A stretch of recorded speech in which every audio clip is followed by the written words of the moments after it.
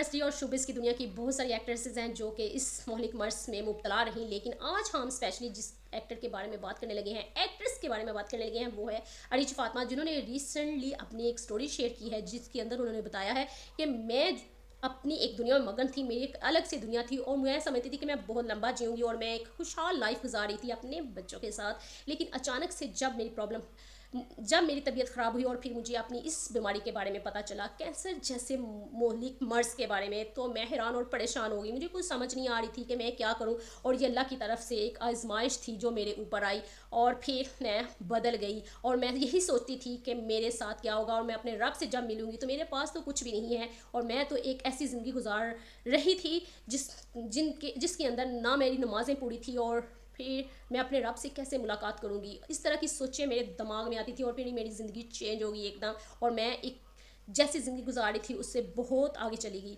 और फिर मेरे बच्चे और मैंने इस सब चीज़ों को फेस किया और मैं अपनी इस बीमारी के साथ मैंने फ़ाइट की और अल्हम्दुलिल्लाह मैं अब बिल्कुल ठीक हूँ। मैंने वो अपनी जर्नी नहीं शेयर की, लेकिन मैं अब बता रही हूँ, और मैं इसलिए बता रही हूँ कि ज़िंदगी में कुछ भी हो सकता है, एक पल में आपकी लाइफ बदल जाती है। और रिच फातिमा एक रोल मॉडल हैं, उन्होंने अपनी इस बीमारी के साथ फ़ाइट की। रिच फातिमा के अगर करियर के बारे में हम बताएं तो उनके बहुत ज़बरदस्त और ख़ूबसूरत ड्रामास हैं जिनके अंदर उन्होंने अपनी एक्टिंग का लोहा मनवाया है। और अगर हम उन ड्रामास की लिस्ट आपको बताएं, उन ड्रामास के नाम बताएं, तो आप हैरान हो जाएंगे कि रिच फातिमा ने ये सब कुछ किया है, जिनके अंदर है मेरे हमनशी, मेरे पास रहो, गुस्ताख दिल, हिद्दत, इश्क प्रस्त, इकबाल और हसद। हसद बहुत ज़बरदस्त ड्रामा रहा और हसद के अंदर रिच फातिमा की एक्टिंग भी कमाल की थी। सो व्यूअर्स, हमने रिच फातिमा की ये जर्नी आपके साथ शेयर की, उनके ड्रामास के नाम बताए।